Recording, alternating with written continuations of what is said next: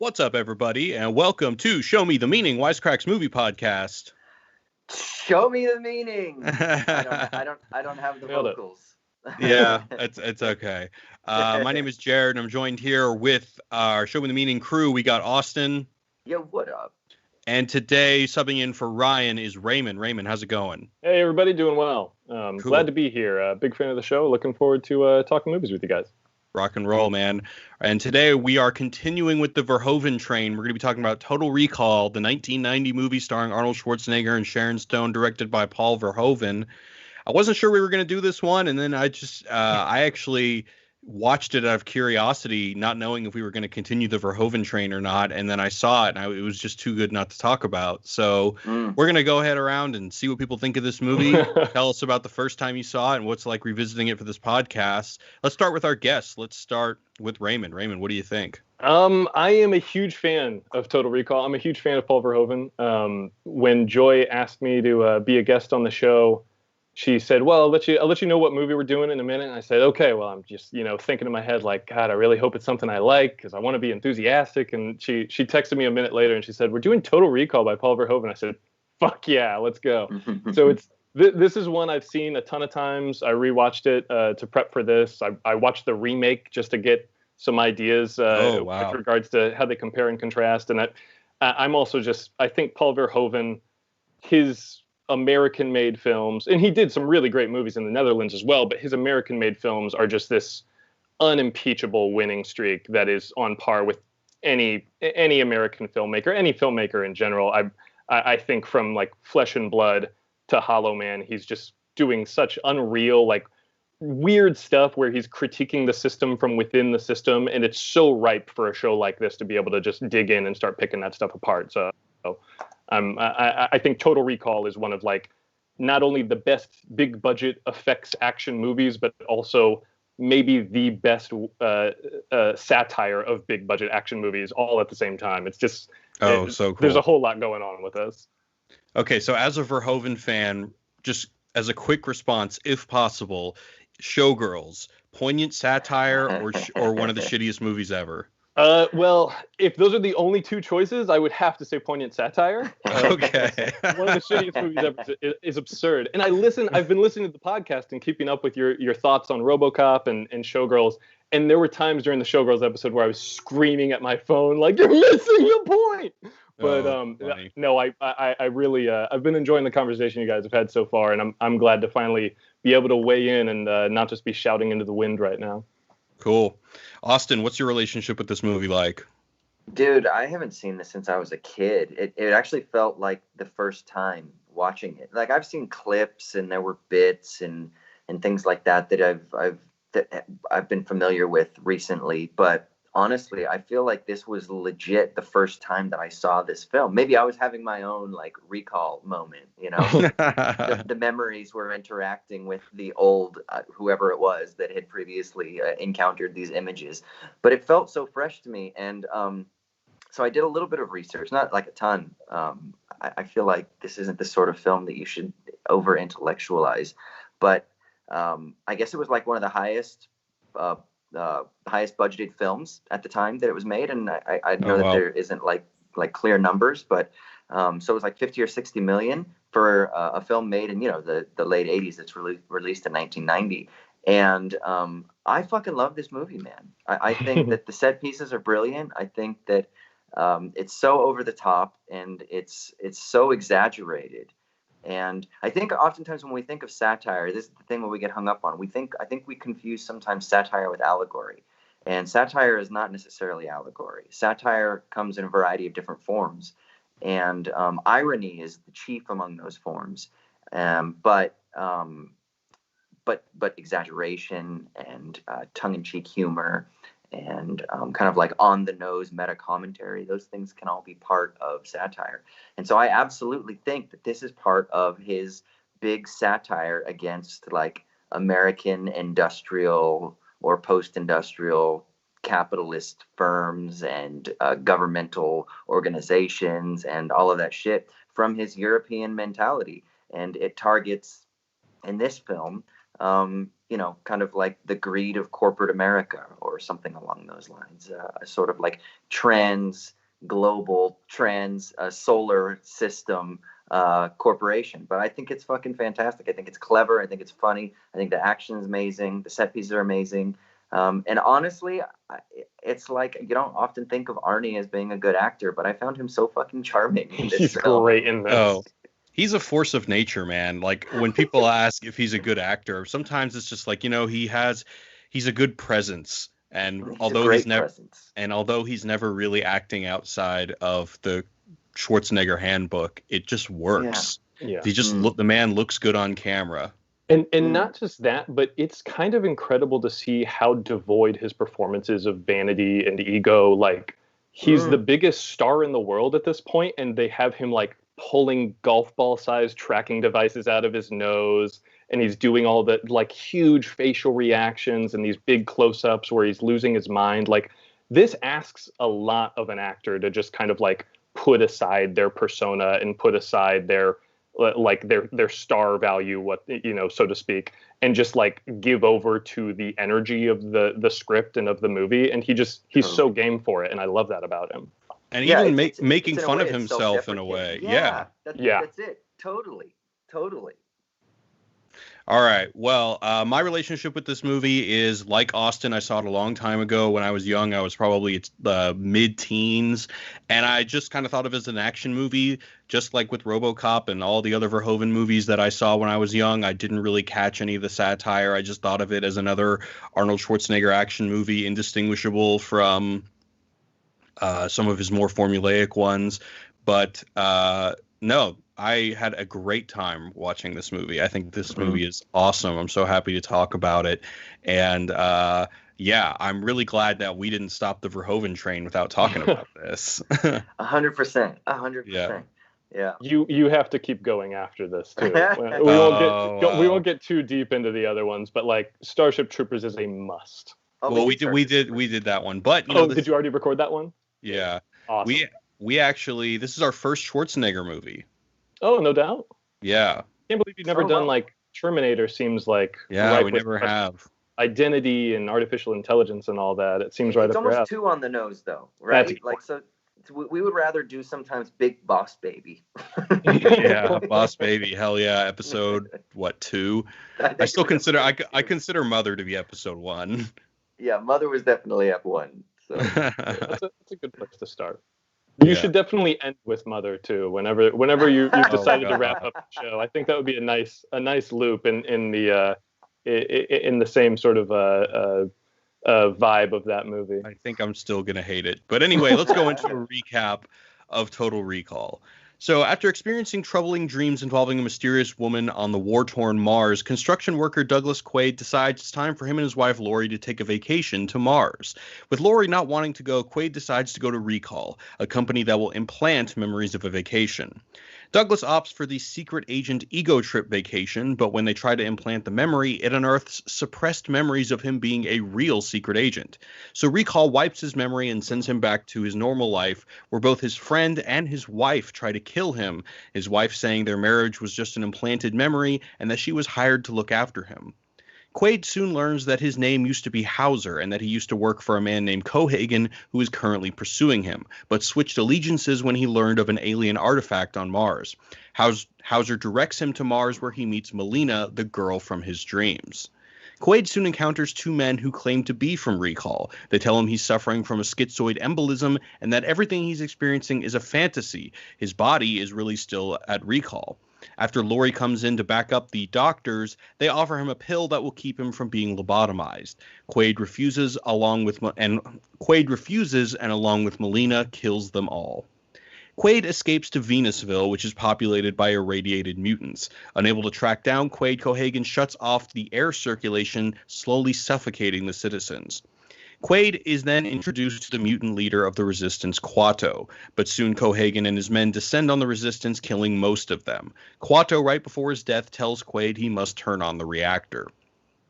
Cohagen explains that the Quaid persona was all a plan to infiltrate the resistance and kill Quato. Cohagen is ejected into the atmosphere where he suffocates to death, and Quaid turns on the reactors, which melt a glacier at the planet's core and provides air, saving everyone on the planet. And in the end, Quaid muses if this is all in fact a dream and kisses Melina. End of movie. It's kind of a wonderful ending. What is it that he says, like, how do I know this is a dream? And she says, well, you better kiss me before you wake up, sort of thing. Yeah. This movie, it hits all of the fucking buttons that are like the total cliche action film buttons that, like, if you're a dude and you have really unrealistic expectations of what you think your life is going to be, that you're going to be like the hero of your own story.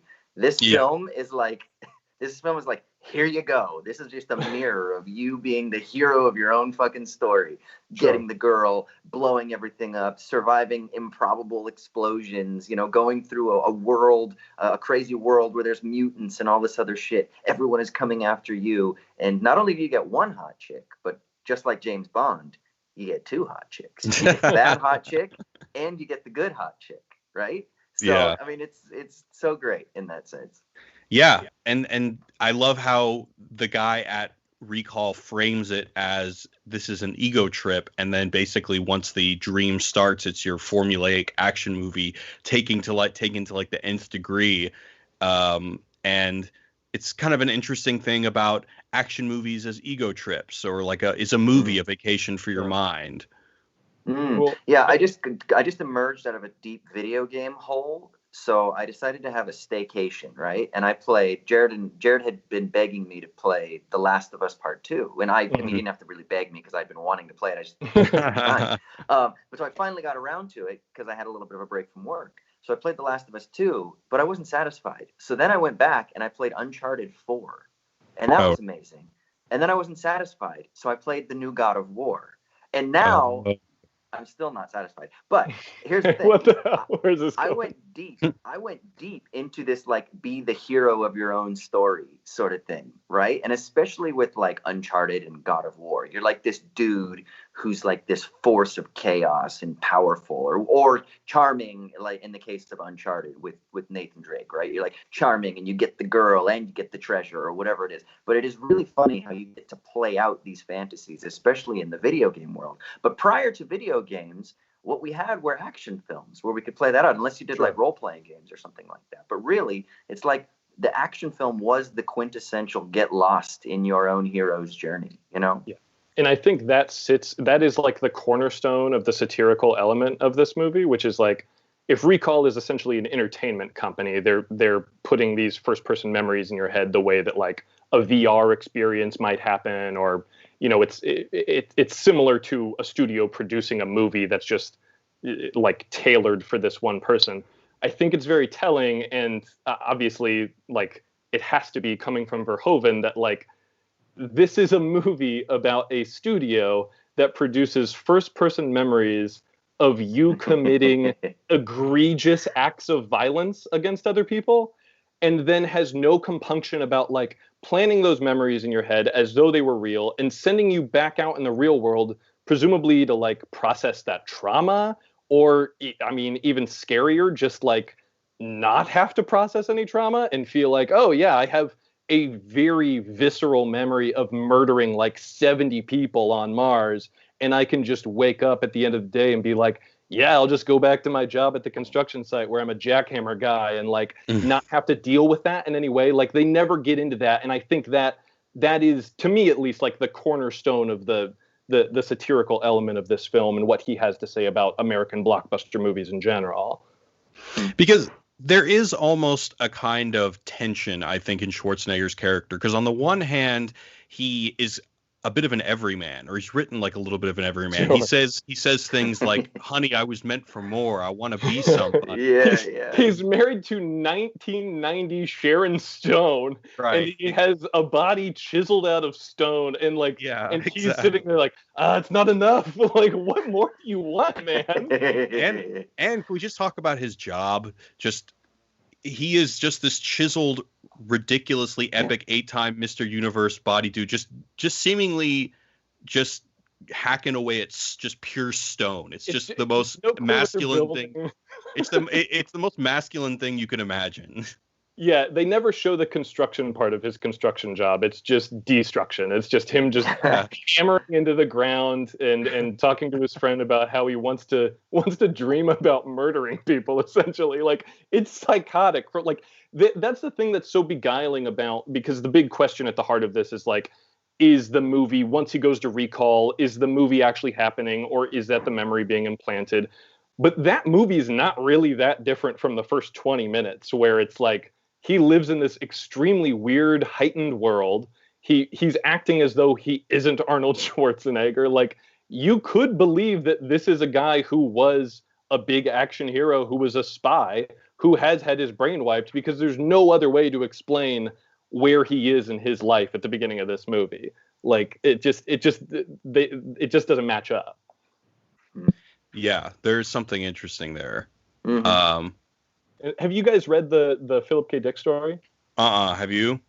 Great. The original draft of this was much more based on that, where like he is just a total everyman. He's just a schmuck who works in an office.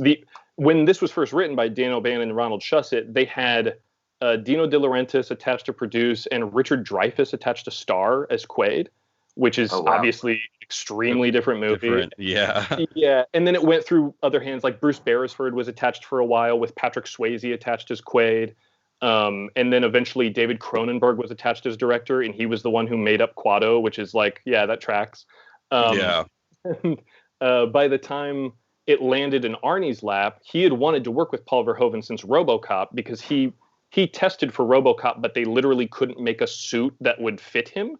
And it just was a nightmare. Like, even in RoboCop with Peter Weller, he could barely move in that suit. So trying to make a suit that would fit Arnold Schwarzenegger but still look convincing on screen, they're like, this is just a non-starter. But when he got a hold of the script, he was the creative force behind it, and he brought on Paul Verhoeven, and from there it was just like, it took off.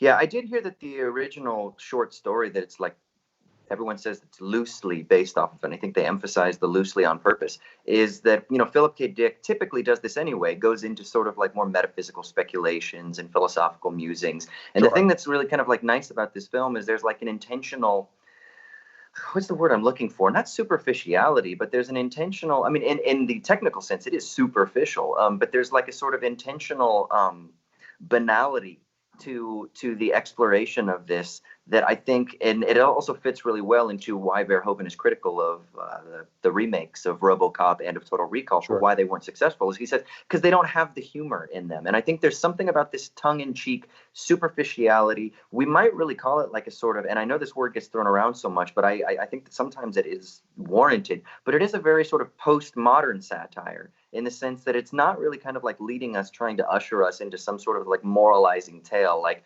something like Wolf of Wall Street does, right? Where you obviously have Scorsese, who's the Catholic, who's like trying to be like, I do have a moral story in the background here about greed and things like that I want you to be aware of. Yeah, they never put it front and center. Yeah, they never point and say, here's the point of the thing. Yeah, while at the same time, you still also are like, yeah, these guys are bad guys. And it kind of is a very clear, like, black hat, white hat kind of story as well, So there are bad guys in this story, in this one in particular, But at the same time, it isn't like the American empire is bad, or greed is bad, or money is bad. It's not very clear about those sorts of things. It's just, it's a little bit more muddled. There's stuff like that on the corners. Like, literally one of the first lines in the movie is the TV in the background saying like something to the effect of like, terrorists have interfered with the extraction operation and stuff like that, where it's like, because Mars is now this new colonial environment for it doesn't really, I don't know if it makes clear where Total Recall takes place, but I mean, it's coded America, and there is something like, I don't know, do you know anything about Paul Verhoeven's background? We know a little bit, but like, went through Nazi Germany and shit like that. Yeah. Not only that, but when he was 5, his family moved to The Hague, and he grew up literally in the shadow of like a Nazi military base, and his neighbor's house got bombed. So it's just this weird thing where like he's growing up in an occupied country, being bombed by his liberators, I do think that's like the Rosetta Stone to his entire American filmography is like, yeah, I'll work within the system, but I'll be damned if I'm going to embrace it or accept it in any way. Like, it's always critiquing it from within. And I think there is definitely, like, obviously there's one strand that runs through, like, especially RoboCop, Total Recall, Starship Troopers, where like it's all about privatization and they're fucking selling air on Mars in this one. And when you get to Starship Troopers, like the imperialist nightmare of colonial America, and just it's really, I can't think of, you talked about on a previous episode, like, who would you compare today to Paul Verhoeven? And I think James Gunn was an apt comparison, like, especially when he's in the super mode where he's like just rubbing your face in the ugliness of violence and stuff. And I do think there's something to that with Verhoeven as well, especially in these 3 sci-fi movies. I think something that runs through all 3 of those sci-fi movies as well is this kind of critical edge in depicting the media. And one of my favorite, I think one of the funniest parts of this movie is at the very beginning when Quaid is just watching the news and it shows rebels getting gunned down violently as the news anchor just reports the events matter-of-factly. Like, there's even a guy like point blank getting shot in the chest with a semi-automatic weapon. There's no, this may disturb you or anything. Everything is just so desensitized because he's just sitting there with his breakfast. He's drinking his breakfast while he's watching people get brutally gunned down, and he's just sitting there like the everyman who's just enjoying his coffee, watching the news of the day.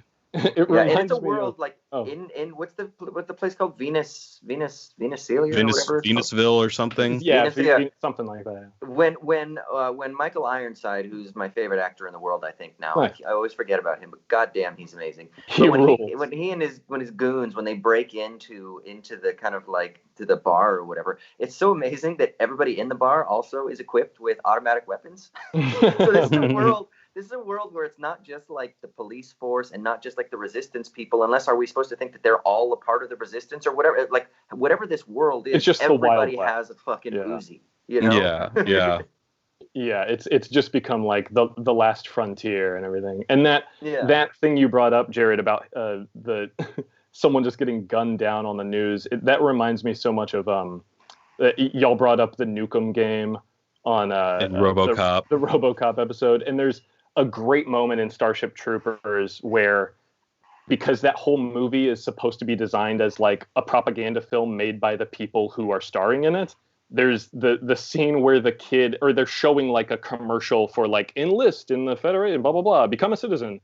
And they show all the people saying like, I'm doing my part. And then they cut to like a kid who's like 12 years old wearing like an army helmet, and he's got a fucking assault rifle, and he goes, I'm doing my part. And it's so obvious, like, no matter what kind of veneer they're trying to paint over this whole thing, this empire is crumbling. They're recruiting fucking 12-year-olds to throw into the meat grinder up on the bug planets and stuff. Like, it's always that stuff where, and I think it is, like you said, there are tongue-in-cheek elements of it, but what's so great about his satire is that you could watch these movies and all of those things that hint at the destruction that's taking place just outside the frame could completely go over your head. You might just take it as like the fabric of the universe, and you wouldn't think twice about what that implies about like all their living circumstances, their material interests and stuff.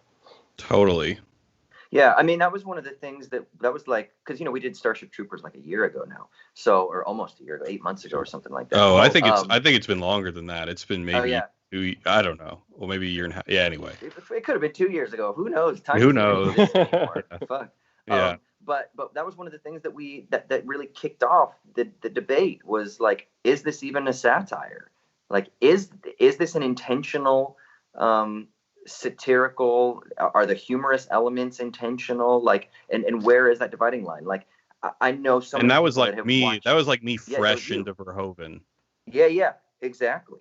Was that your first Verhoeven movie that you watched or processed as an adult? Or? Exactly. As an adult, it was the first one I had watched because I had seen Total Recall, and I had not seen Showgirls, but I had seen RoboCop, but only as a kid, where you're just mostly soaking in the superficial elements. Sure. If the thing that's interesting is if we take the 3 sci-fi films, if we take RoboCop, Total Recall and Starship Troopers. The one thing that's really different, though, about Total Recall compared to the other two that kind of bookend this trilogy is that there is a clear good guy and a bad guy in this, right? Like with RoboCop, yeah, there's the baddies, but at the same time, the good guy is kind of problematized, right? And we talk about this at the end. Is there's kind of that what's the good element is kind of almost this more metaphysical element of humanity like humanity that is still within him, sort of thing, right? And he doesn't go the full Hollywood cheesy route that's like, it's just the spark of humanity that's coming to life. He doesn't allow that. He kind of leaves it a little bit complex and a little bit murky, right?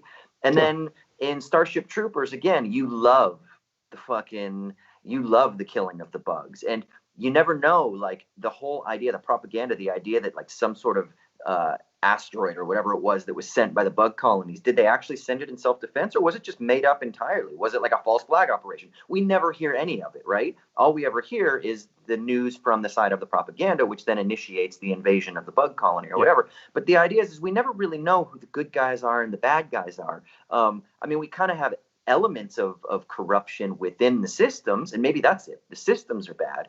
But in this one, you have a very clear, there is a kind of good guy, and he's the guy that maybe he was bad when he was Hauser, but somehow he's been given this new lease on life, and he now fights for the cause of liberation against these, like, colonial interests. And he can always be redeemed. Open up the commons. Yeah, so there's something about the human spirit, right? He's opening up the commons of air, right? Which is great. But you have a very clear good guy versus bad guy. And I think that's kind of interesting in this. It definitely has a different feel than the other two films to me when I watch Total Recall. Yeah, I think this one, more than the other two, is maybe the best at being the thing that it is satirizing. Like, whereas RoboCop, they get really down and dirty. Yeah, there's still a little. You can kind of hold that movie at arm's length, and all of the bad guys in that, like Kurtwood Smith, who's phenomenal in RoboCop, he's so slimy, and all of it. Like, you're so happy to see all those corporate guys, all those suits get obliterated by, like, ED-209 at the beginning, because I think you do have a clear sense of whose side you're on in RoboCop, but like you said, there's still a problematic aspect of it. And with this one, you could just, I mentioned to my dad that we were talking about this, and I don't think we've ever talked about Total Recall in our lives together. And I mentioned, I'm doing a podcast about Total Recall, and he goes, Cohagen. And I was like, are you a big Total Recall fan? He goes, no, I just saw that in theaters when I was younger, and always just kind of stuck with me. I don't know. The character names, and like, there is that. It still feels like that sort of Reagan era action movie that it's sending up, where, like, the bad guys are so scuzzy and, like, they stick in your brain. And there is, like you said, Austin, early on, that there was a part of you where you felt like you had seen it, but I think there are. I don't think this movie gets enough credit for how much, like, indelible imagery is in it, and even folks who haven't seen it are familiar with the GIFs and the memes now, and just stuff like that, where I think people kind of sleep on this movie's sort of pop culture footprint. I want to talk about the violence just for a second, because there's a part in the movie where I think is probably one of the clearest condemnations of violence in an action movie, like critiquing the system from within the system. And that's when Schwarzenegger uses a guy as a human shield while he's going up an escalator.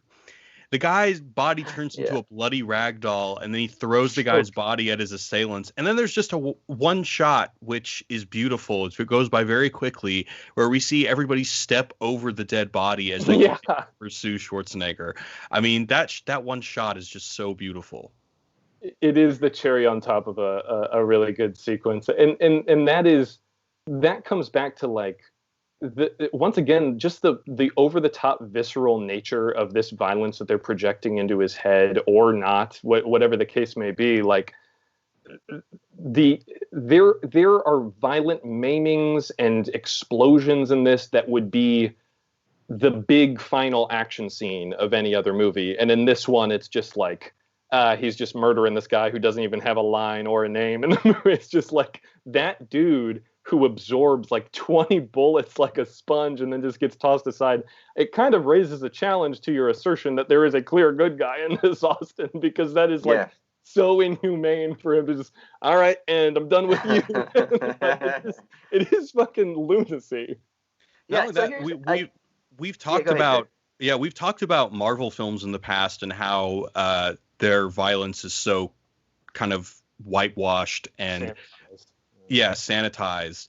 And it's almost this is kind of a very poignant voice in even contemporary cinema. And I think it would actually do quite. I think watching this movie in the era of Marvel films is also quite interesting. Yeah. So, I mean, generally we think of satire as having some sort of intentional critical comment, right? Some sort of a critical remark on social habits.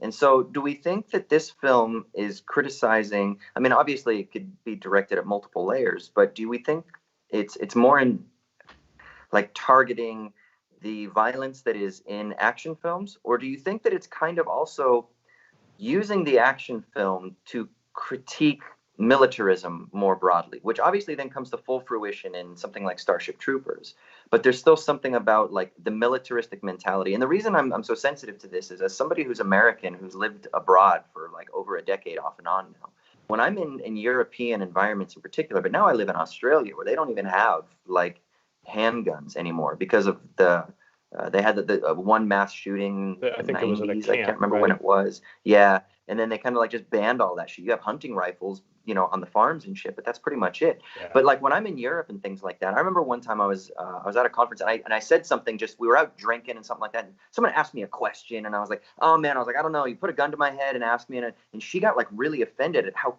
cavalier I was with making the gun signal and like talking about putting a gun to my head. And she's like, why is, and she was like, not that she was like angry with me, like, you're canceled, Austin, but more like it's so fascinating that Americans are so loose and cavalier with using guns and violence as a sort of like anecdote or a metaphor or some sort of talking point.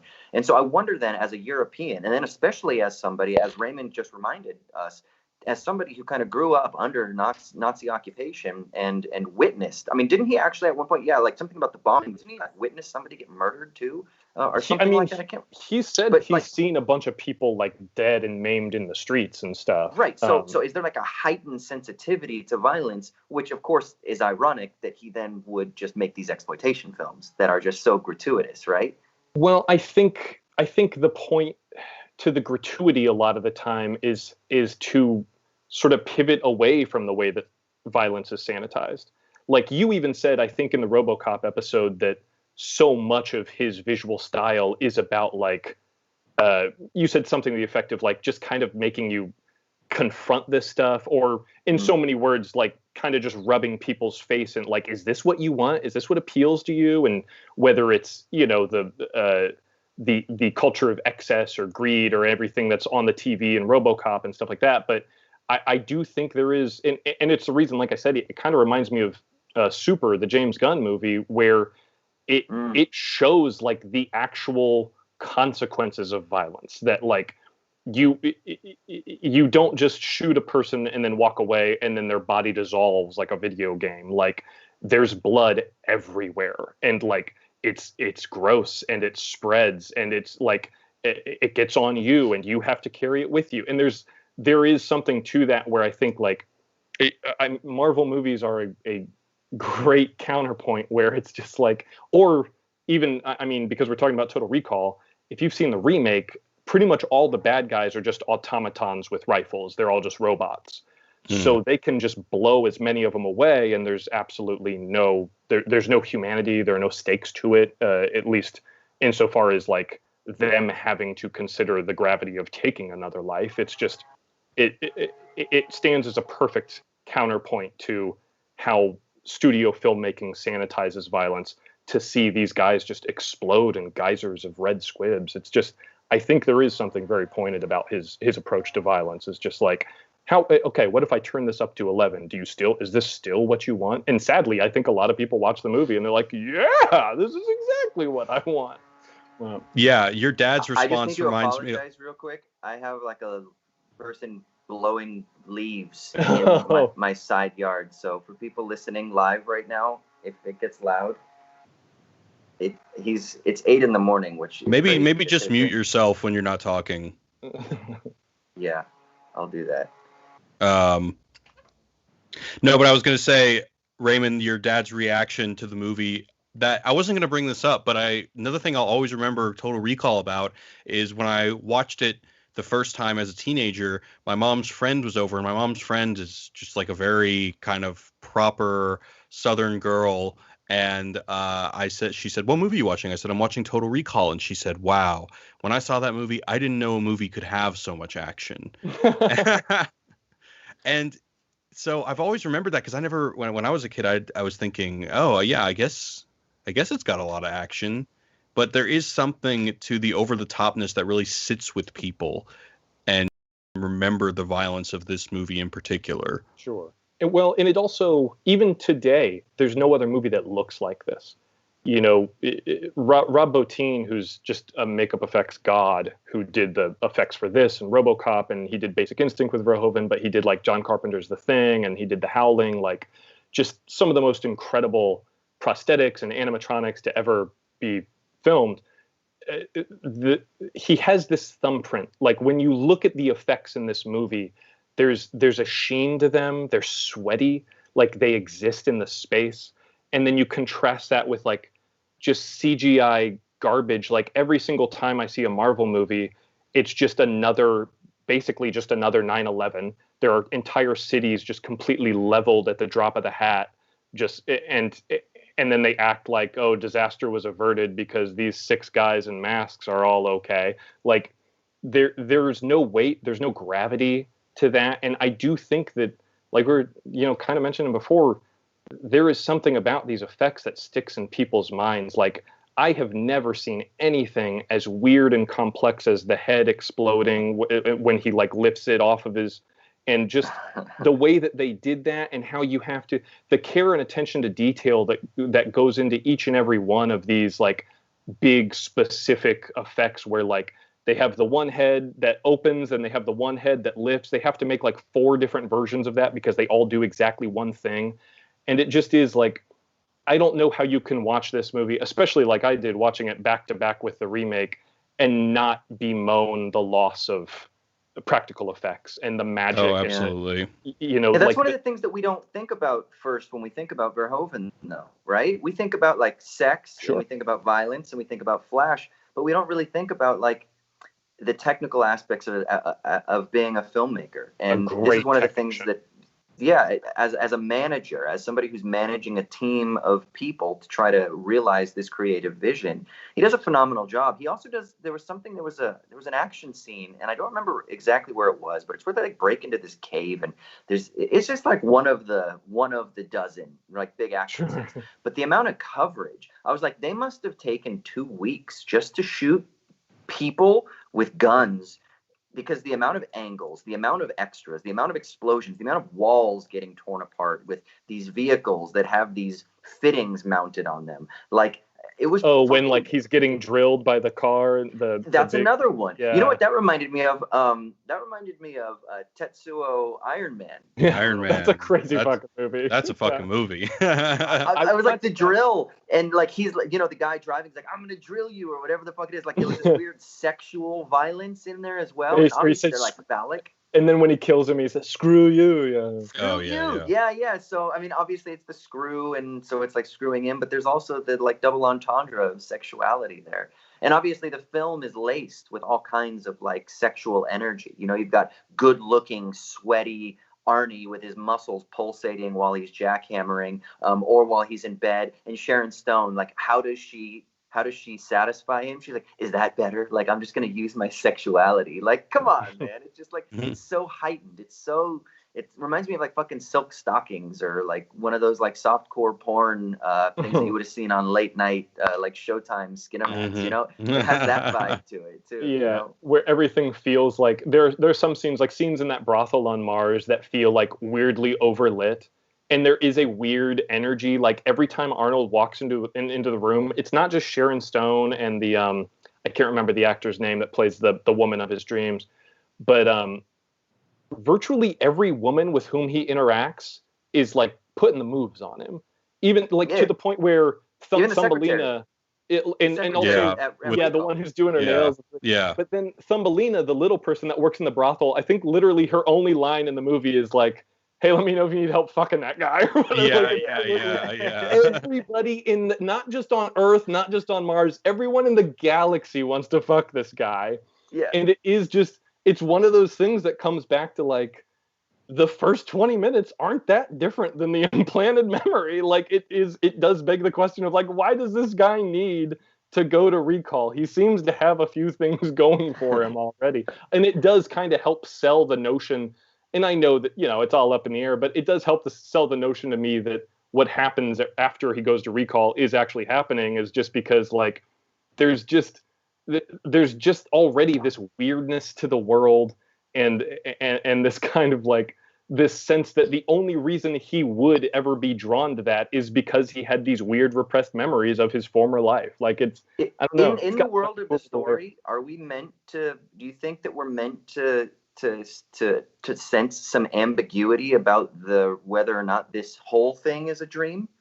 Are we meant to feel that way, or do you think it's pretty much laid out that this after the first 20 minutes, this is real? Once he shoots the kind of fake doctor in the head, then like, okay, no, this is the quote real timeline or whatever. That could be. I mean, Paul Verhoeven has said in interviews that the first 20 minutes is real. Once again, though, he's a guy who likes to troll people. Yeah. I mean, this entire movie may just be, because then to engage with the reading that the entire movie is an implanted memory, it makes absolutely no sense for there to be so many scenes that just take place between like Michael Ironside and Ronnie Cox talking to each other about like, well, where did he go? Okay, we're going to go catch up to him now. Like, why would those be implanted in his brain? Even if you take that's him justifying who the bad guys are in the story, just like a writer would when. I know, but that filmmaking convention, and it may just be a concession to filmmaking convention, but it completely puts a pin in the notion that this is all Arnold's implanted memory, because why would he have a memory of a thing he wasn't present for? Unless that, once again, is like, does it go another layer deep, and that's like a commentary on fucking solipsism, that this is a character who thinks the world just ends when Truman he's not Show. in the room. Exactly. Yeah. Well, and then I think to get meta here, this is for Jared. I think then what you get at the end, when he says, or when she says, like, then you better kiss me before you wake up. Then what happens? The end of the movie, right? Which means that for us, our dream is over as the audience. Our fantasy is now over because we got the kiss. So you better kiss me before you wake up. Well, we finally get that last kiss with the sexy woman that we've been fetishizing throughout this film. Of course, you kissed her before, but still, this is like the real kiss. There's no chaos. This is like where I can just finally be with her. Yeah. And you imagine that they're going to consummate they're going to bang after this, right? But you finally get that, and then you wake up, and now you have to walk out of the movie theater, right? The dream is over. And Paul Verhoeven makes a big deal about, like, I think he's patted himself on the back a few times for like, oh, well, the real stroke of genius in the film is that it fades to white instead of black, and that fading to white is coming out of a dream state. It's opening your eyes and facing the sun and blah, blah, blah, blah, blah. And it's one of those things where it's like, you contrast that with every other filmmaker when they're asked in an interview, like, oh, was it a dream? Was it blah, blah, blah, blah? And they just go, well, you have to make up your own mind. And Paul Verhoeven's like, I don't know. I'll just keep shoveling the shit as long as you clowns will eat it up. Like, and another layer to this, what happens to your eyes when you get out of the movie theater, right? Oh, yeah. Just pierced. Remember? That's right. I remember that. Like, that's like one of the things, because your eyes are so fucking like adjusted to the dark light, and then you get out. When those doors open and you go outside, you're like, back to the real world. I'm waking from my dream. So there is something about kind of, I don't know, maybe I'm reading too much. No, I definitely, that was good. I remember that experience from 20 years ago when were movie theaters? I know. Oh, yeah. R.I.P. It's fucking brutal, man. I'm dying. I tend to say that it's not a delusion because, man, it would be really irresponsible to plant memories of your wife and work buddies trying to kill you. Trying to murder you. And then you could no longer discern those from your real memories. That would be pretty rough. But we're running out of time. We've got some great voicemails I want to go to. Are there any final thoughts you guys want to add before we go into our voicemails? I just wanted to ask you, Jared, now that we've done kind of the 4 big Hollywood, I mean, we didn't do Basic Instinct, which is probably actually his biggest, but kind of, well, maybe not, I don't know, it's debatable maybe. But of the 4 that we've done, like, what, having revisited Verhoeven as an adult now, like, oh yeah, I mean, what is he's your definitely take? And he's definitely climbed up the ranks as a huge badass. He's the best. Yeah, I mean, no, Yeah. it's a new favorite director that I didn't know that I had. Did you see Elle? I did see Elle, Yeah, and I you didn't did. even know that was Verhoeven until like 2 days ago. great movie. Oh, no shit. Yeah, Okay. but I did see it, and I liked it a lot. And he has some new film coming out with like lesbian nuns, right? I heard Oh, about God, that. can't wait. Yeah, I think it takes place at a convent. Yeah, I feel like this guy is the kind of guy that once you spend some time with him, you kind of, it's kind of like you I don't know, I don't get too excited about a filmmaker. I don't follow filmmakers so much anymore, for whatever reason. And I have my select few, but for some reason, this is one of those guys that it's like, I feel like whatever he puts out is going to be some level of gold, whether it's alchemy that is like turning it into gold, or what. It's some level of gold. He always makes it his. Yeah. Yeah. So I get excited when I hear about any project that he's got in the works. So Yeah, I don't you know, can Raymond, count what are me your last thoughts? among those ranks as well, as someone who's excited for anything new that he does. I've made my passion about Paul Verhoeven clear. I do just want to take just one second, just the first and last installment of Raymond's Remake Corner. Just, we've talked about the remake a little bit, or I think maybe I've talked more about it, but I just want to bring one thing up about this movie as it compares to the remake, where the remake is all just like CGI nonsense. It's like a little bit of Minority Report, a little bit of the original movie, a little bit of like J.J. Abrams' lens flare everywhere. It's just, it's bland. It's not fun to look at. When you watch Total Recall, I just want to point out one thing. You know the Johnny Cab that pulls up and the animatronic that turns to him and he's talking to him? So that Johnny Cab is voiced by Robert Picardo, who's a great character actor. And they knew so far in advance that Robert Picardo was going to be playing this role that they made the Johnny Cab look like him. They designed this whole thing to match his body so it would match his voice. And that's a really complex animatronic that they did for this thing. I just think that, like, that's what I just want to put a bow on this and say, like, I miss movies like this where they put that much care and attention to detail into like a gag that shows up in one scene. Whereas when you turn on the remake, it's just like, well, we've got Colin Farrell running around in front of a green screen for 80% of the thing, and then we'll figure it out in the lab. And I'm sure that folks who listen to this show and who watch the live stream are probably cinephiles, and they understand what we've lost with the whole digital revolution to some extent. But it is just one of those things. This movie is one of those hills to die on. Great fucking storytelling, incredible entertainment, great special effects at the height of physical practical effects, and I can't celebrate it enough. I'm really grateful you guys had me on to talk about it. Yeah, well, we're grateful to have you on. All right, so without further ado, we're going to move on to our voicemails. You can hit us up at 213-534-8807 or 21-ELF-HUT-07. We're the Elves Party. Let's hear one from Damien. Hey, Wisecrack, this is Damien. I'm a big fan of the podcast.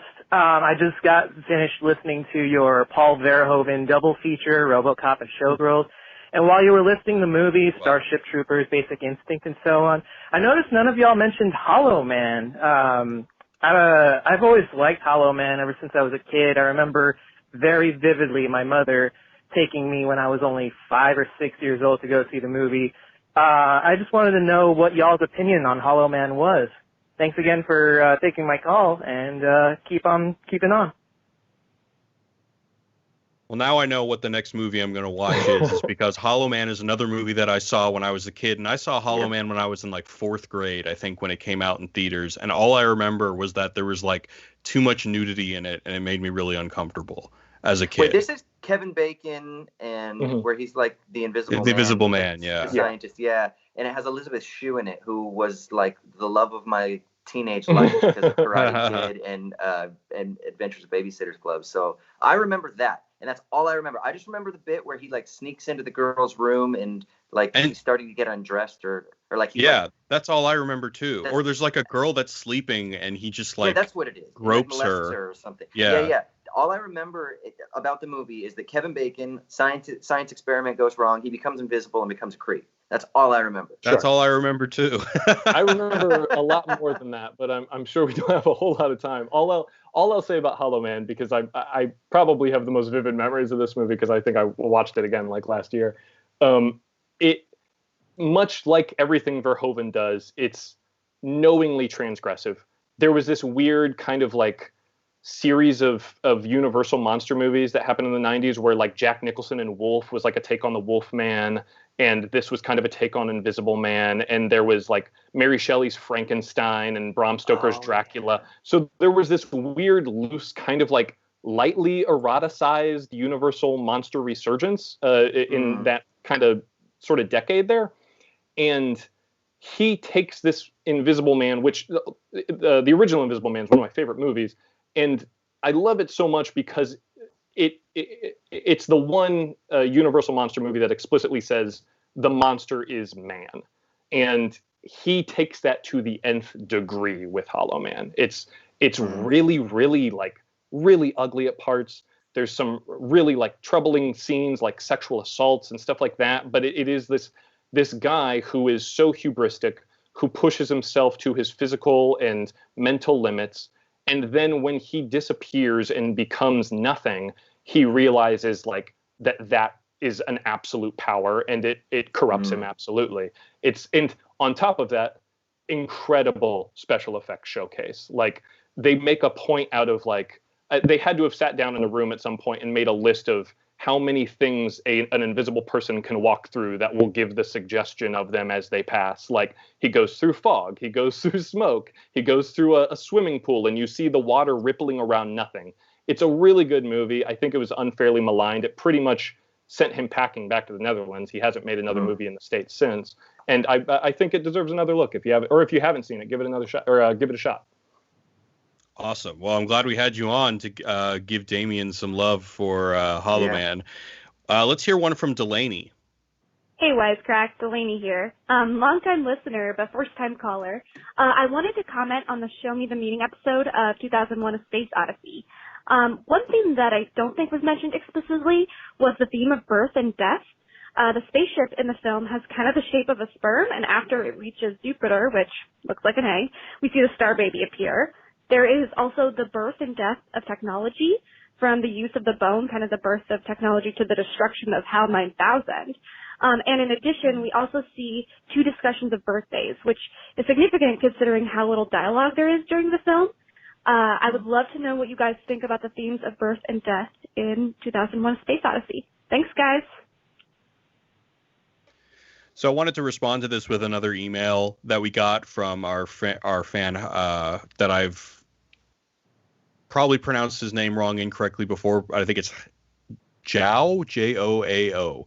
Anyway, he linked us to this thread on 4chan that talks about 2001: A Space Odyssey and how it changed the way that Joao viewed the movie forever. So it's the Discovery represents a penis, the scientist represents sperm, the escape pod represents semen.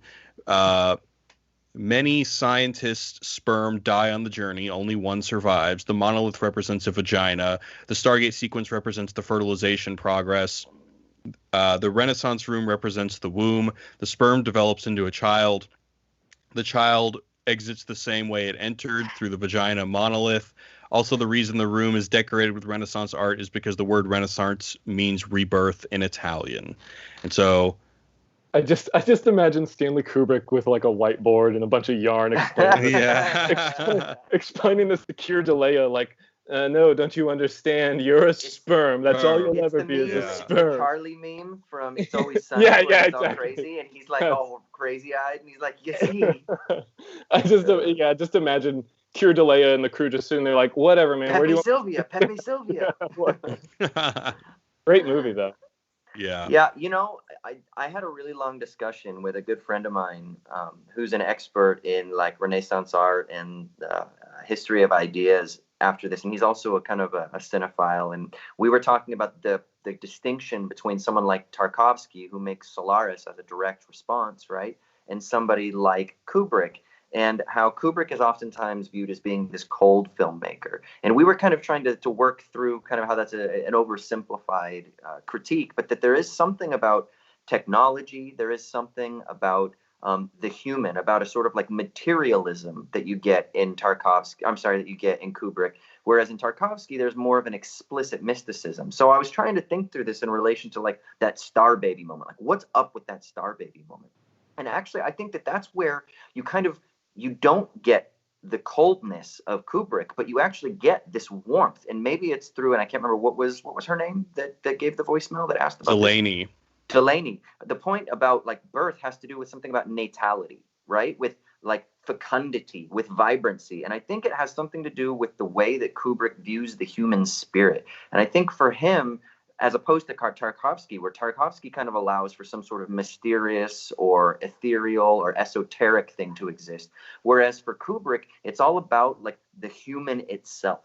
The human itself is this thing that can create itself, that can overcome, that can transform, that can lead to new births. And that's why I think the Star Baby at the end is ultimately like the almost transcending of the human, even over its reliance on technology, as it becomes like outside of the earth, outside of the bounds of space and time, outside of the things that hold it down, right? And so there's something about maybe even like beyond what we think of in terms of just physical birth, even to this idea of like evolutionary stages. And that obviously fits with the idea of natality, but it's like a natality that kind of is paradigmatic, that spurts and it jumps and it leaps to like entirely new, qualitatively different forms altogether. That's a little bit like abstract and kind of wanky, but that's kind of where my mind goes. I've always seen it as like the monolith shows up right before a big evolutionary jump.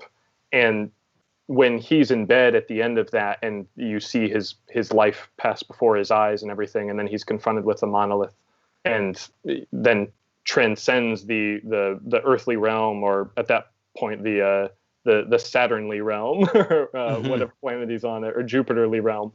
By the end of it, there is like a transcendence of the human form. We've cast off this vessel and stepped into the next stage of evolution. I think he's even made that explicit, like in the script. I think it even says that explicitly, that it kind of lays it out. But it's one of those things where there's also a lot of stuff that's in the movie that's not in the script, and vice versa. So it's one of those things where it's like, well, by the time it comes to you, what matters, I think, is your interpretation, and what you take away from it is far more interesting than anything that was in a script 50 years ago. Yeah. That's kind of the conclusion that we came to in the last episode. All right, we're running a little long, so we're going to close it out with our last voicemail from Anonymous. Hey, fellas. I was calling about your 2001 episode. You guys, I think it was Austin brought up Gravity and Tree of Life as kind of Kubrick's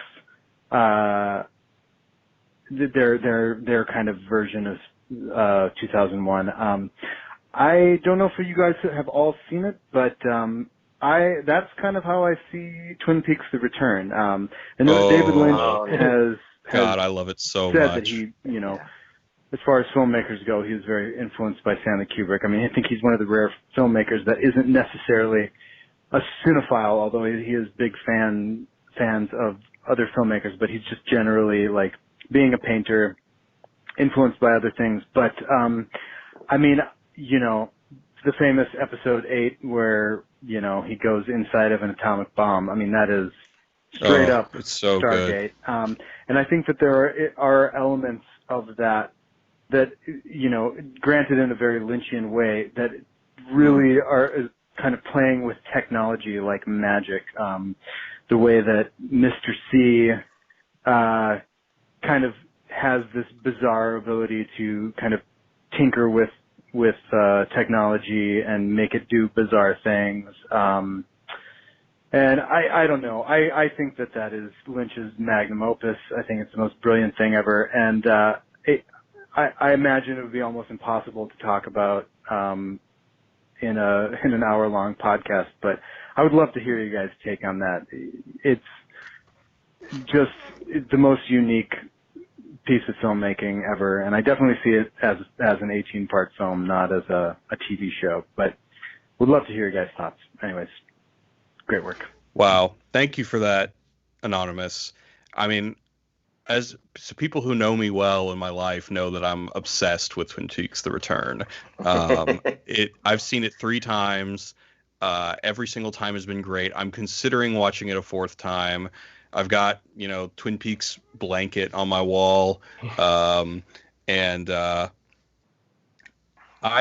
episode 8, I always hype up to people. I likewise think it's the most brilliant thing. I honestly hadn't made the Kubrick connection. I mean, I had the Stargate connection with episode 8, but I hadn't really made the greater Kubrick connection between Lynch and I definitely will be noodling on that in the future, but I can't say enough positive things about Twin Peaks: The Return. It's the best thing David Lynch has done, and that's saying a lot in my book. Yeah.